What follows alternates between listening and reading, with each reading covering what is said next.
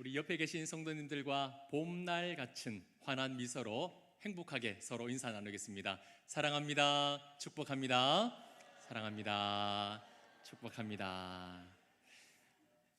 지난 주일은 사망 권세 깨뜨리시고 다시 부활하신 예수 그리스도를 기념하는 부활절이었습니다. 한 주 동안 나를 위하여 완전히 죽으셨으나 다시 부활하신 예수 그리스도의 승리로 한 주간 행복하게 살아내셨습니까? 아멘. 지난 주일 이음 예배를 우리는 목장별 찬양으로 하나님께 영광 올려드렸는데요, 언제 그렇게 준비하셨는지 깜짝 놀랐습니다.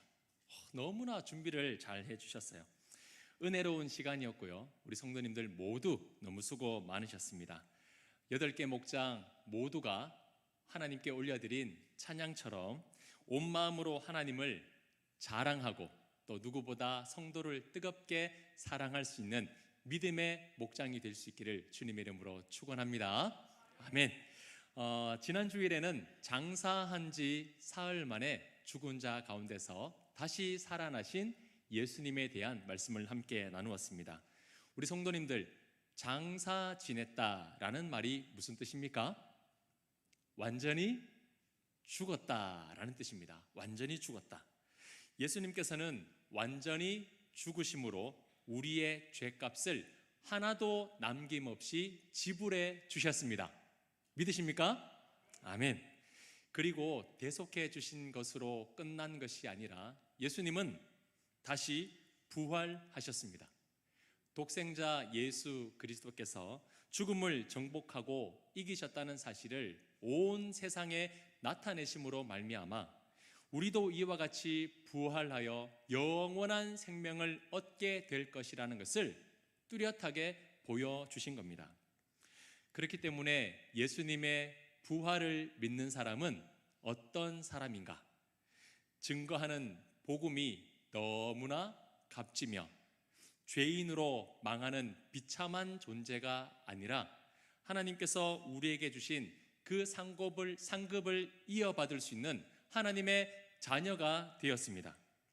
이 세상 그 어떤 사람보다 가치 있고 행복한 사람이 된 것입니다. 아멘이십니까? 아멘. 언젠가는 반드시 이루어질 그 부활의 날을 꿈꾸면서 우리 모든 성도님들은 이 세상의 삶에서 실패가 아니라 낙심이 아니라 승리의 삶을 살아내시기를 다시 한 번 더 주님의 이름으로 축원합니다. 아멘.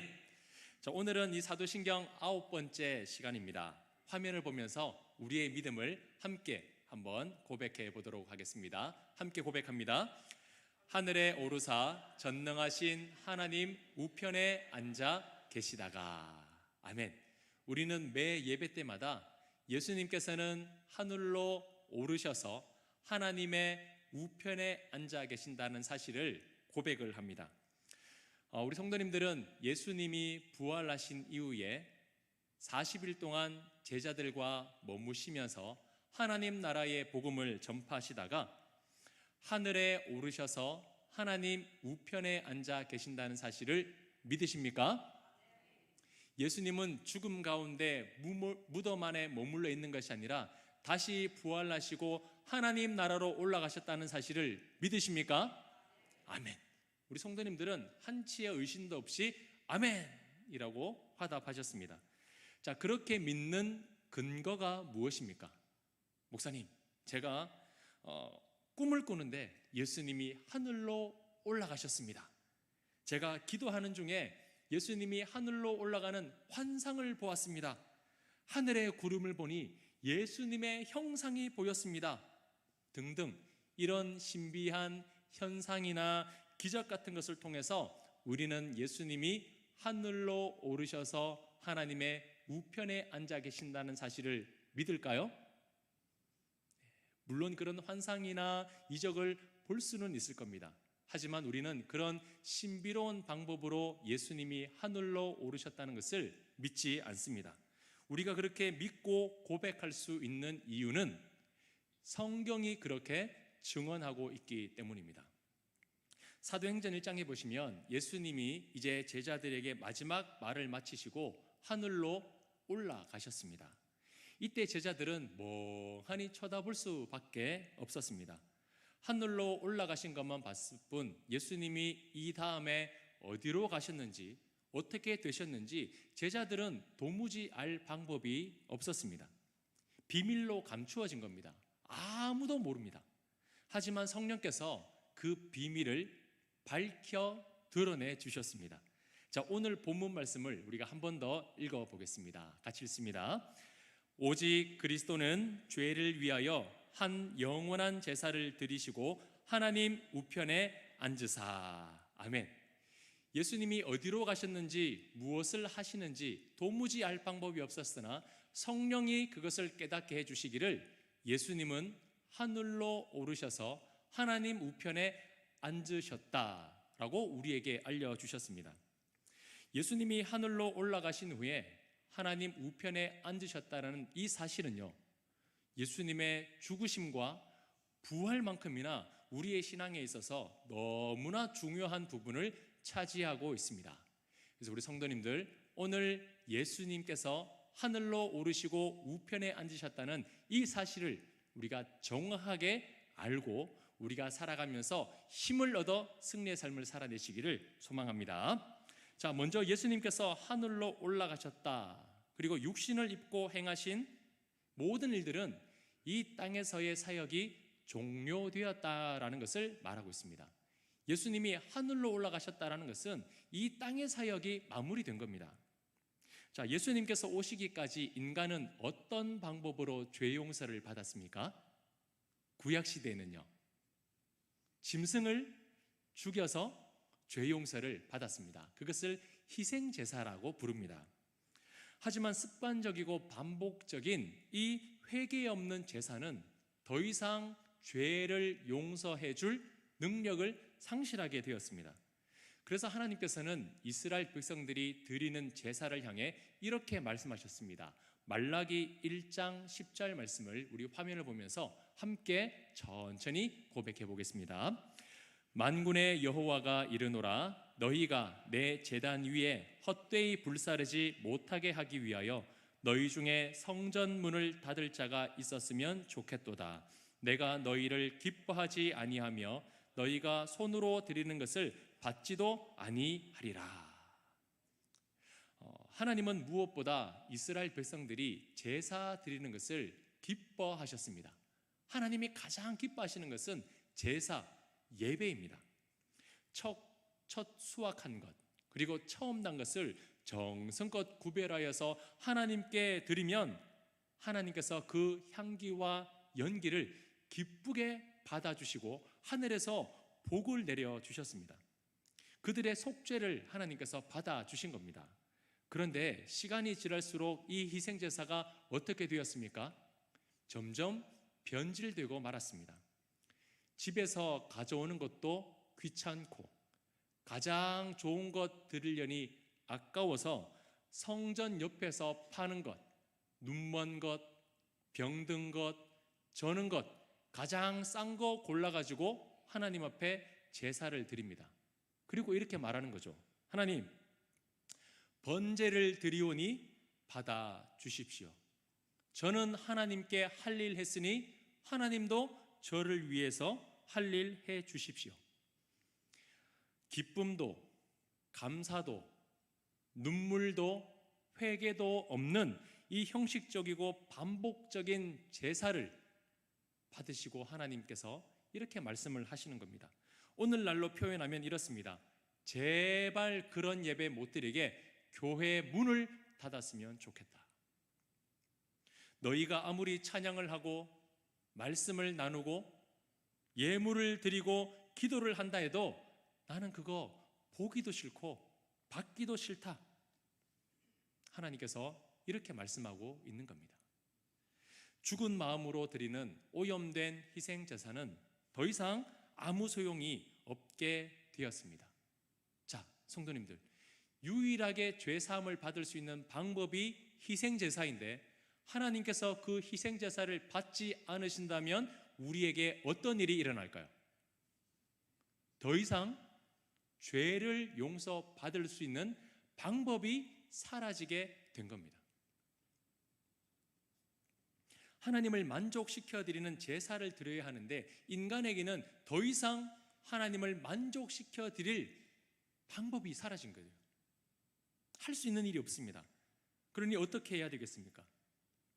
결국 이 일 때문에 독생자이신 예수 그리스도께서 친히 찢기시고 피 흘리심으로 말미암아 희생 제물이 되어 주셨습니다. 독생자가 드리는 제사를 하나님은 만족해 하셨고 기뻐 받으셨습니다. 이것을 두고 오늘 본문에서는 죄를 위하여 한 영원한 제사라고 말씀하고 있습니다. 자, 여러분, 이 한이라는 단어를 어떻게 붙이느냐에 따라서 오늘 이 본문은요 조금 다르게 해석이 될 수 있습니다. 죄를 위해서 한, 죄를 위해서 했다는 제사라고 할 수도 있고, 이 죄를 위하는 한 번의 제사라고 읽을 수도 있는데, 자, 이 말씀의 본 의미는 죄를 위해 한 제사가 아니라 죄를 위한 단 한 번의 제사라는 뜻입니다. 예수님의 그 단 한 번의 희생으로 더 이상 예전과 같은 반복된 의미 없는 제사가 사라졌다라는 겁니다. 그 한 번으로 모든 것을 완성하셨기 때문에 신약 시대를 살아가는 우리는 더 이상 양과 염소와 소와 비둘기를 끌고 와서 예배드리지 않습니다. 더 이상의 죽은 짐승의 예배는 사라지게 된 겁니다. 그리고 이 단 한 번의 제사는요 어떤 제사라고 말씀하고 있습니까? 영원한 제사라고 말씀하고 있습니다. 영원한 제사. 영원하다는 것은 계속해서 유효하다는 겁니다. 유통기한이 있거나 하나님이 갑자기 막 분노하시면서 이때까지 했던 것 다 무효, 취소라고 하면서 갑자기 바뀌는 게 아니라 무슨 일이 있어도 절대 취소되거나 변하지 않는 제사라는 겁니다. 예수님께서는 그렇게 이 땅에 계시는 동안 완전하고도 영원한 제사를 완성하셨습니다. 누구를 위해서요? 바로 나를 위해서, 우리를 위해서 예수님은 그 단 한 번의 제사를 드린 겁니다. 이 사실을 믿는 사람은 구원이 흔들리지 않습니다. 왜냐하면 사람이 드리는 희생 제사는 계속해서 무한 반복이었습니다.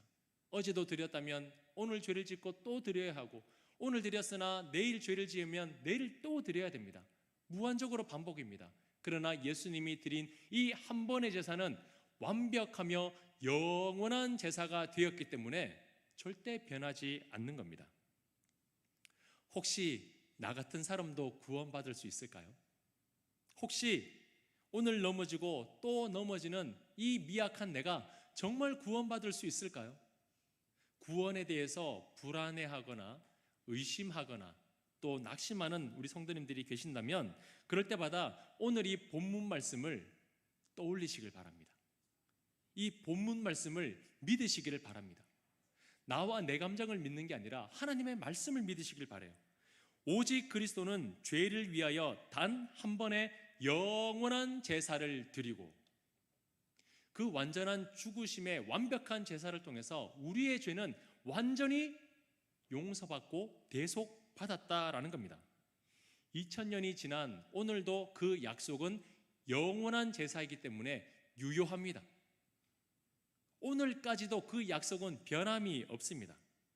그래서 우리의 모든 죄를 완전하게 도말하신 그 예수님의 은혜가 오늘날에도 우리에게 여전하다는 겁니다. 이것이 바로 예수님께서 성육신하시고 공생의 기간 동안 이루신 이 땅에서의 사역입니다.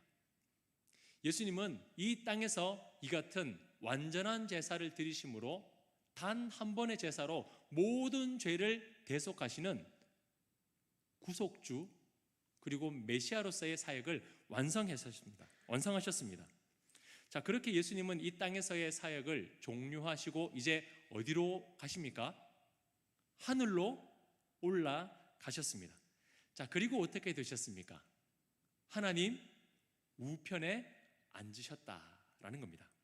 자, 성도님들, 이 장면을 한번 상상해 보시죠.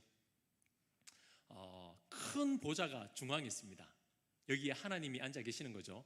그리고 우편에 앉으셨다라고 하니 오른쪽에 큰 의자가 하나 더 있습니다. 여기에 누가 앉아 계십니까? 예수님이 앉아 계신 거죠. 이 말씀을 문자 그대로 받으면 하나님이 정중앙 큰 보좌에 다 위엄하게 앉아 계시고 예수님이 그 오른편에 앉아 계시는 것을 상상할 수 있는데요. 그런데 이것을 문자적으로 해석하시면 안 됩니다. 정말 하나님이 의자에 앉아 계시고 예수님이 의자에 앉아 계신다라는 의미가 아닙니다. 자, 왜냐하면 하나님은 우리처럼 눈과 코와 입과 귀가 있는 육신으로 존재하는 분이 아니세요.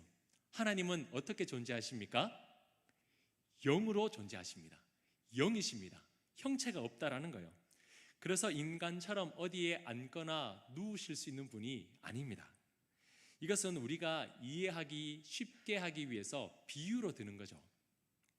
그래서 보좌는 실제적인 의자가 아닙니다. 그렇다면 이 보좌는 무엇일까요? 고대 왕들이 보좌에 앉아서 그 나라를 통치하고 다스리는 것처럼 왕적인 권위와 명예를 의미합니다.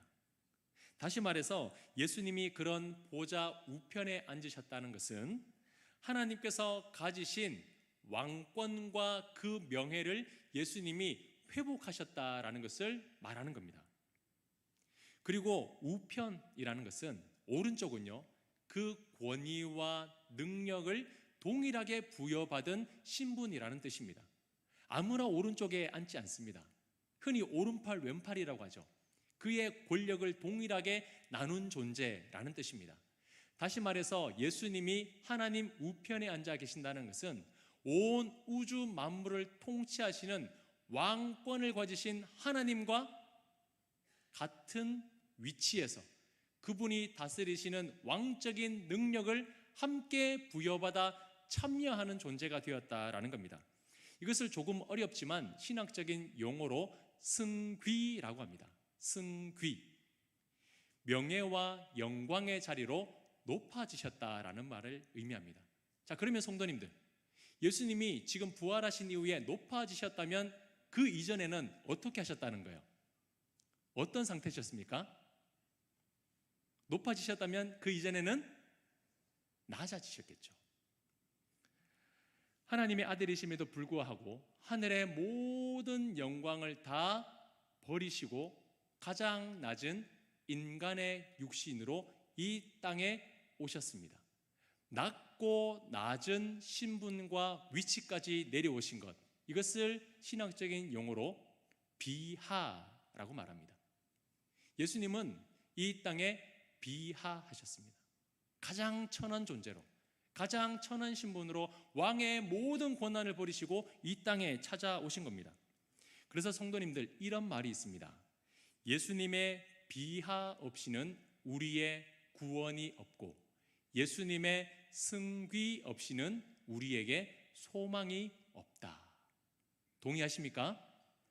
예수님의 그 낮아지심이 없었다면, 예수님의 그 비워내시고 버리심이 없었다면 우리에게는요, 죄사함이 없었습니다. 희생제사도 소용이 없고 인간의 어떤 노력으로도 하나님께 나아갈 방법이 없으나 예수 그리스도께서 친히 낮아지심으로 희생제물이 되어주셔서 우리의 죄를 도말하시고 하나님께 나아갈 길을 열어주신 겁니다. 그리고 예수님께서 승귀, 하늘로 오르셔서 모든 영광과 명예를 회복하셨다는 것이 우리에게 소망이 된다라는 겁니다. 자, 그러면 성도님, 예수님이 하늘로 올라가셔서 우편에 앉아 계시는 것과 우리가 무슨 상관이 있을까요? 예수님이 그곳에 계신 것과 오늘을 살아가는 우리와는 어떤 관계가 있겠습니까? 너무나 밀접한 관계가 있습니다. 예수님이 우편에 앉아 계시기 때문에 우리에게는요, 참된 소망이 생겼어요. 이 거친 세상, 험악한 세상, 죄 많은 인생을요, 실패하며 살아가는 것이 아니라 하늘의 영광을 바라보며 살아갈 수 있는 존재가 된 것입니다. 자, 쉽게 말해서 예수님께서는 다 이루었다 하시면서 보좌에 가만히 앉아 계시며 쉬는 게 아니라 그 하늘로 올라가신 뒤에도 우리 인간들을 위하여 쉼없이 일하고 계신다는 거예요. 자, 그러면 어떤 일들을 하실까요? 자, 첫 번째는요, 예수님께서는 보좌의 영광을 회복하신 이후에 대제사장으로서 우리를 위해 중보해 주십니다. 대제사장으로 중보해 주세요. 자, 히브리서 8장 1절 말씀을 우리 화면을 보면서 함께 한 목소리로 받들어 읽겠습니다. 네, 말씀이 없나요? 제가 읽어드리겠습니다.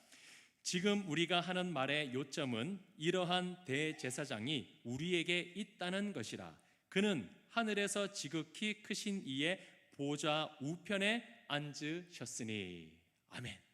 우리에게 대제사장이 있는데 그 대제사장이 어디에 있다고요? 하나님 우편에 앉아 계신다라고 말하고 있습니다. 우리 성도님들, 대제사장의 역할은 무엇입니까? 네, 그렇죠. 하나님과 인간 사이를 중재하는 역할을 합니다. 중보하는 역할을 해요. 그런데 인간 대제사장은 시간이 지나 어떻게 되었습니까? 타락했습니다.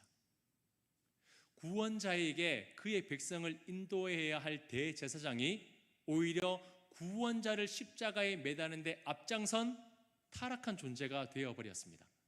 그래서 우리 사람에게는 인간의 대제사장도 소망이 될 수가 없었습니다. 그래서 이제 우리를 위해서 누가 중보하시느냐? 하늘로 올라가신 예수님이 중보자가 되어주시는 거예요.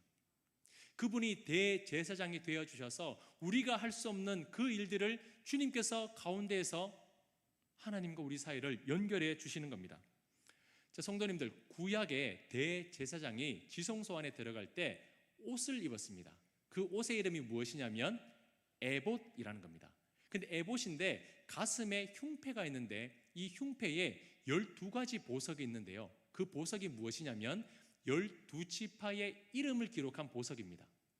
가슴에 12지파의 이름을 달린 보석을 그 흉패 에봇에 딱 부착을 했는데 그 의미가 무엇이냐면 이 이스라엘 전체 백성을 대표하여 그들의 이름과 그들의 존재를 가지고 이 대제사장이 대표로 지성소 안으로 들어가는 겁니다. 마치 이와 같습니다. 예수님께서 대제사장이 되어주셔서 하나님께 우리를 중보하신다는 사실은 하나님의 언약 백성들의 이름을 가지시고 그의 사랑하는 교회를 품에 안으시고 하나님 보좌 앞으로 나아가신다는 겁니다. 우리는 감히 하나님 앞으로 나아갈 수가 없습니다. 죄인이기 때문에요. 죄가 없으신 왕권을 가지신 예수님께서 우리를 대신하여 우리의 모든 것을 가지시고 하나님께 나아가시는 겁니다. 우리 성도님들의 이름을 가지시고 우리 성문교회를 품고 예수님이 하나님께 중보자로 나아가시니 이것이 어찌 우리에게 소망이 되지 않을 수가 있겠습니까? 예수님은 지금 하나님 보좌 우편에서 우리 성도님들의 이름을 부르시고 우리 성문교회를 위하여 중보하고 계신다는 사실을 믿으시길 바랍니다. 자, 두 번째는 예수님께서 그 하늘 보좌에서 성령을 보내주십니다. 자, 요한복음 14장 26절 말씀을 우리 화면을 보면서 한 목소리로 읽겠습니다. 보혜사 곧 아버지께서 내 이름으로 보내실 성령, 그가 너희에게 모든 것을 가르치고 내가 너희에게 말한 모든 것을 생각나게 하시리라. 아멘.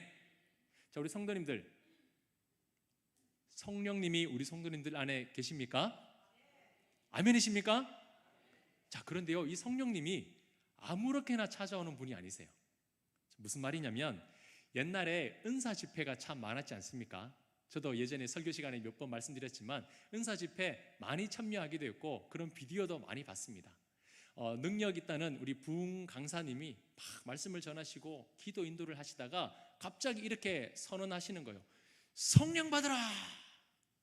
경험 있으십니까? 성령 받으라, 성령 받으라 이렇게 막 하시는 거예요.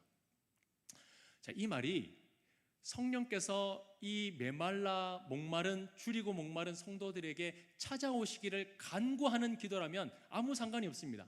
성령을 받기를 원합니다. 성령님 찾아오시기를 원합니다. 그러면 아무 문제가 없어요. 그런데 마치 내가 능력이 있어서 이 청중들에게 성령을 줄 수 있다는 의미로 성령 받으라 라고 말한다는 것은요, 굉장히 위험한 거예요. 이건 성경적으로 맞지 않습니다. 성령은 사람의 요청에 의해서 찾아오시는 분이 아니에요. 자, 우리가 말씀을 읽었듯이 요한복음 14장 26절에 무엇이라고 말하고 있습니까? 아버지께서 내 이름으로 보내실 성령, 이라고 분명하게 말씀하고 있습니다. 성령을 보내시는 분은 누굽니까? 잘 파악하셔야 돼요. 성령을 보내시는 분이 누구예요? 아버지 하나님이세요. 자, 그런데 이 아버지 하나님이 성령을 보내시는데 언제 보내신다고요? 내 이름으로. 자, 이 말은 예수님의 요청에 의해서 하나님이 성령을 보내신다라는 겁니다. 이게 우리의 중보자의 역할이에요. 중보자는 하나님을 통하여 성령을 보내시는 역할을 하는 겁니다. 우리 성도님들이 아까 성령님이 내 안에 계십니다라고 확신하게 아멘으로 하셨습니다. 이건 신앙생활을 오래 했다고, 목사고 장로고 안수집사고 권사고 집사고 직분을 받았다고 교회 성도라고 해서 오는 것이 아니라 예수님이 우리 성도님들을 위하여 요청하셨기 때문에 하나님이 성령을 보내주셨는 줄 믿으시길 바랍니다. 이게 바로 정확한 영적인 질서예요. 이게 흔들리면 안 된다는 거예요. 그래서 이단 사이비 교주들은 이걸 교묘하게 바꾸어 버립니다. 자기가 성령을 주는 사람으로, 자기가 보혜사 성령으로 내 말을 믿으면 너희가 구원을 받는다라고 잘못 가르치는 거죠. 결코 사람은 성령을 보낼 능력이 없습니다. 오직 성령을 보내실 분은 누구십니까? 예수 그리스도시며 그 예수 그리스도의 요청에 의해 하나님이 보내시는 것이 성령이라는 것을 꼭 기억하시길 바랍니다. 자, 그러면 우리 성도님들, 예수님께서 그 보좌에서 쉬는 게 아니라 우리 성도님들 위해 성령을 보내시는 이유가 무엇일까요? 하나님도 나오고 예수님도 나오고 성령님 안 나오면 섭섭하실까 봐 그래서 보낼까요? 성령을 왜 보내주실까요? 그렇죠, 도와주시려고 보내는 거예요. 너무 아파하고 너무 힘들어하고 너무 괴로워하고 눈물 흘리며 살아가는 이 죄악된 세상에서 믿음을 가지고 살아가는 하나님의 언약 백성들이 너무 힘들기에 예수님은 그 하늘 보좌에서 가만히 지켜볼 수 없어 그 연약함과 눈물을 닦아주시기 위해서 성령을 보내주시는 거예요.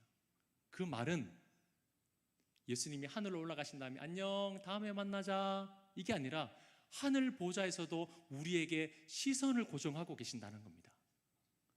어떻게 살아가는지, 아프지는 않은지, 괴롭지는 않은지 늘 바라보시다가 힘들고 아플 때 성령을 통하여 눈물을 닦아주시고 아픔을 만져주시고 병든 몸을 치유해 주시는 그 역할을 바로 예수 그리스도께서 하고 계신다라는 겁니다. 이것이 우리에게 큰 소망이 되는 줄 믿으시길 바랍니다. 자, 세 번째로 예수님께서는 하늘 보좌에서 무엇을 하시는가? 왕으로 통치하십니다. 무엇을 하신다고요? 네, 왕으로 통치하세요. 자, 우리 성도님들, 왕의 역할은 무엇입니까? 왕의 역할은 백성들이 행복하게 잘 살도록 다스리는 것이고 대적들의 위험으로부터 지켜주고 보호하는 역할을 합니다. 그게 왕의 역할이에요. 근데 세상의 왕은 실수하기도 하고 실패하기도 합니다. 우리나라를 봐도 그렇고 세계 강대국이라고 하는 나라의 지도자도 봐도 그렇습니다. 잘할 거라고 믿고 뽑아줬더니 여러 가지 일들이 참 많이 일어나는 거죠. 물러나기도 하고 내려오기도 하고 백성들로부터 원망을 받기도 합니다. 세상의 지도자는 완벽한 사람이 없습니다. 그렇게 실패합니다. 그런데 우리 예수님은 다르십니다. 예수님은 세상의 왕들과 다른 분이세요. 자, 요한계시록 17장 14절 말씀을 우리 화면을 보면서 담대하게 선포하는 마음으로 함께 고백하겠습니다. 그들이 어린 양과 더불어 싸우려니와 어린 양은 만주의 주시요 만왕의 왕이시므로 그들을 이기실 터이요 또 그와 함께 있는 자들 곧 부르심을 받고 택하심을 받은 진실한 자들도 이기리로다. 아멘. 바벨론으로 대표되는 이 사탄의 하수인들이, 그런 세력들이 마구 득세하기 시작하는 겁니다. 순전해 보이는 어린 양과 싸웁니다. 자, 그런데 그 쉽게 보이는, 쉽게 이길 것 같은 그 어린 양의 정체가 무엇입니까? 요한계시록에서 나오는 그 어린 양의 정체가 무엇이에요? 바로 예수 그리스도죠. 사탄의 세력들이, 사탄의 하수인들이 막 믿음을 넘어뜨리려고 여러 가지 득세하고 합심해서 그 어린 양과 싸우려고 덤볐는데 결과가 어떻게 되었습니까? 누가 이겼습니까? 어린 양이 승리했다라고 말씀하고 있습니다. 왕이신 예수께서 그들 모두를 이기시고 그들의 백성을 지켜주신 거예요. 자, 그뿐만 아닙니다. 부르심을 받고 택하심을 받은 그 진실한 자들을 이기도록 하셨다는 거예요. 이것이 바로 우리의 왕인 예수님의 능력입니다. 예수님은 패하지 않습니다. 예수님은 실패하지 않습니다. 예수님은 그 어떠한 세력이 덤빈다 해도 예수님은 이겨내시는 분이십니다. 그 왕이 우리를 지켜주시니 우리가 어떻게 안전하게, 어떻게 불안하게, 어떻게 걱정되게 살 수 있겠습니까? 만주의 주요 만왕의 왕이신 예수 그리스도께서 오늘날 우리를 지켜주시고 인도해 주시고 보호해 주시기 때문에 우리는 어떠한 대적으로부터 안전한 줄 믿으시기를 바랍니다. 예수님은 우주에서 강한 존재이십니다. 강한 왕이십니다. 그렇기 때문에 어떠한 대적에게도 그의 사랑하는 백성 한 명이라도 빼앗기지 않습니다. 잃어버리지 않으세요. 우리 성도님들이 도망가고 싶다고 도망갈 수 있는 게 아니라 능력의 왕께서 꼭 붙드시면 빼앗기지도 않고 넘어지지도 않고 실패하지도 않는다는 사실을 믿으시기를 바랍니다. 내가 강한 것이 아니라 나의 왕이 강하기 때문에 우리의 구원은 반드시 이루어진다는 것입니다. 자, 마지막 네 번째로 예수님께서는 우리를 영원히 다스리십니다. 영원히. 세상의 왕도 바뀝니다. 결국 그들도 죽음을 맞이합니다. 세상이 끝나는 거죠. 그래서 그의 백성이 누구인지 다 알지도 못하고 모든 것을 완벽하게 이룰 수도 없습니다. 끝까지 지켜주지도 못하는 거죠. 그러나 사망 권세 깨뜨리시고 승귀하신 예수님은 다릅니다. 우리의 왕에게는 죽음이 없습니다. 우리의 왕은 영원하십니다. 자, 우리 성도님들, 예수님께서 영원하다는 것이 무슨 뜻이냐면 쉽게 표현하면 이렇습니다. 우리가 태어날 때부터 죽는 그 순간의 모든 과정들을 우리 예수님은 아신다는 거예요. 세상의 지도자는 모릅니다. 기껏 4년, 5년, 10년 하면 바뀌죠. 그 뒤로는 관심도 없습니다. 그러나 영원하신 왕께서는 그 하늘 보좌에서 우리가 태어나는 순간부터 살아온 모든 과정과 마지막 숨을 다하여 그분의 품에 안길 때까지의 과정들을 예수님은 다 알고 계신다는 겁니다. 그 왕이 우리를 지켜주신다는 것, 이것이 어찌 소망이 되지 않을 수 있겠습니까?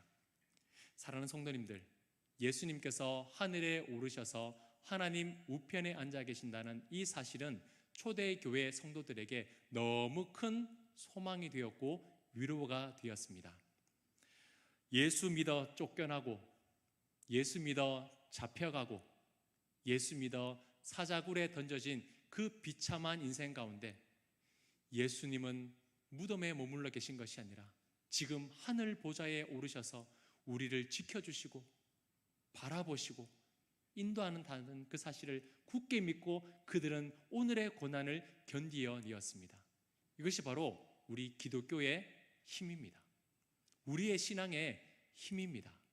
내가 해나가는 것이 아니라 나의 왕 되신 예수님께서 저 하늘 보좌의 왕권을 가지시고 지금도 우리 교회와 우리 성도를 지켜준다는 이 사실이 너무나 은혜가 되고 소망이 된다라는 것입니다.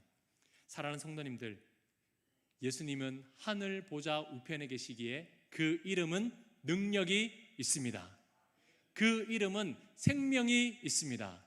우리가 부르짖는 예수 그리스도는 2000년 이전에 죽은 이름이 아니라 지금도 살아계신 능력의 이름인 줄 믿으시기를 바랍니다.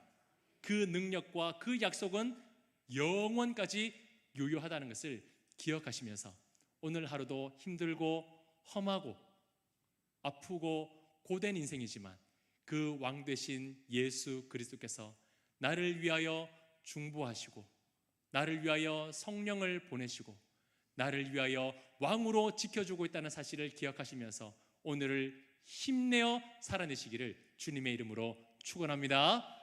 축원합니다.